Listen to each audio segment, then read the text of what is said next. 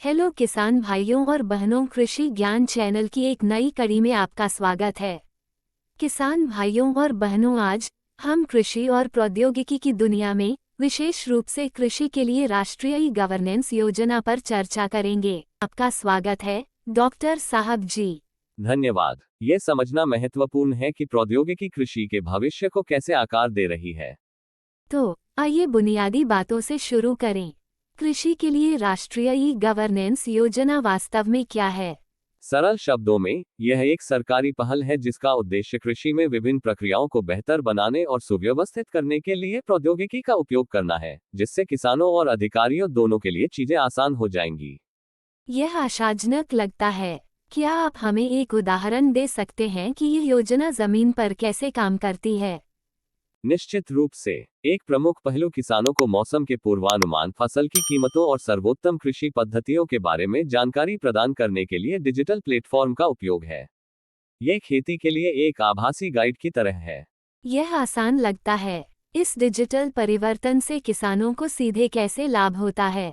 ठीक है, कल्पना कीजिए कि एक किसान को मौसम की भविष्यवाणी के आधार पर समय पर जानकारी मिल रही है कि उसे अपनी फसल कब लगानी है। इससे सफल फसल की संभावना काफी बढ़ सकती है।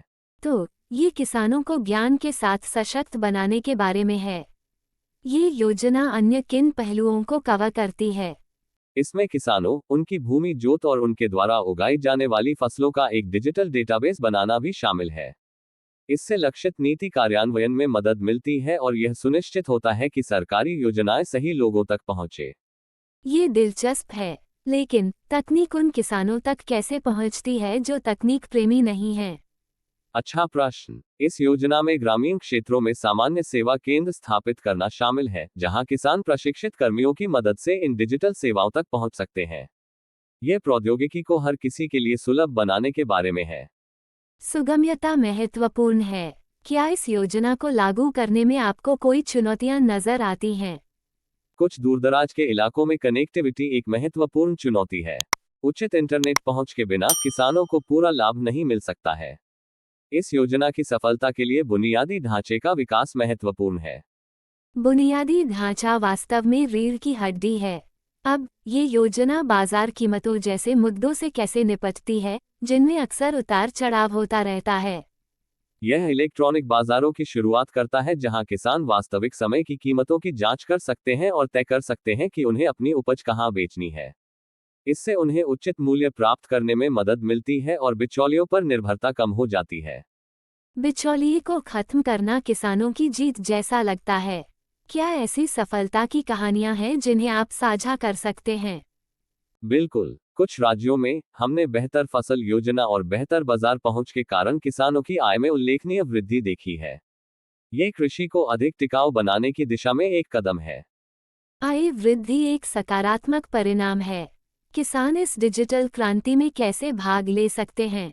सरकार द्वारा उपलब्ध कराए गए डिजिटल प्लेटफॉर्म पर पंजीकरण करके। यह एक सरल प्रक्रिया है जो उनके लिए सूचना और अवसरों की दुनिया खोलती है। अब जिन लोगों को संदेह हो सकता है, हम उन्हें कैसे आश्वस्त कर सकते हैं कि इन प्लेटफॉर्मों पर उनका डेटा सुरक्षित है? सरकार ने किसानों के डेटा की सुरक्षा के लिए सख्त सुरक्षा उपाय किए हैं। गोपनीयता और डेटा सुरक्षा सर्वोच्च प्राथमिकताएं हैं। यह आश्वस्त करने वाला है। आप प्रौद्योगिकी के एकीकरण के साथ कृषि के भविष्य की कल्पना कैसे करते हैं?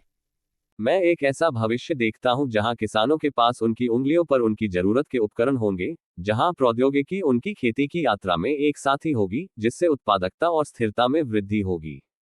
कृषि के लिए राष्ट्रीय ई गवर्नेंस योजना पर प्रकाश डालने के लिए धन्यवाद। ये स्पष्ट है कि प्रौद्योगिकी खेती में उज्जवल भविष्य के बीज बो रही है। धन्यवाद। आइए आशा करें कि यह डिजिटल परिवर्तन हमारे किसानों और समग्र रूप से कृषि क्षेत्र को लाभान्वित करता रहेगा। कृषि के लिए राष्ट्रीय ई गवर्नेंस योजना केवल प्रौद्योगिकी के बारे में नहीं है, ये सशक्तिकरण, पहुंच और हमारे देश का पेट भरने वालों के लिए बेहतर भविष्य सुनिश्चित करने के बारे में है। कृषि में डिजिटल उपकरणों का एकीकरण अधिक टिकाऊ और समृद्ध कृषक समुदाय की दिशा में एक आशाजनक कदम है। किसान भाइयों और बहनों, वीडियो पसंद आया हो तो वीडियो को लाइक करें, अपने किसान मित्रों के साथ शेयर करें, चैनल को सब्सक्राइब करके बेल आइकॉन दबाना ना भूलें। धन्यवाद।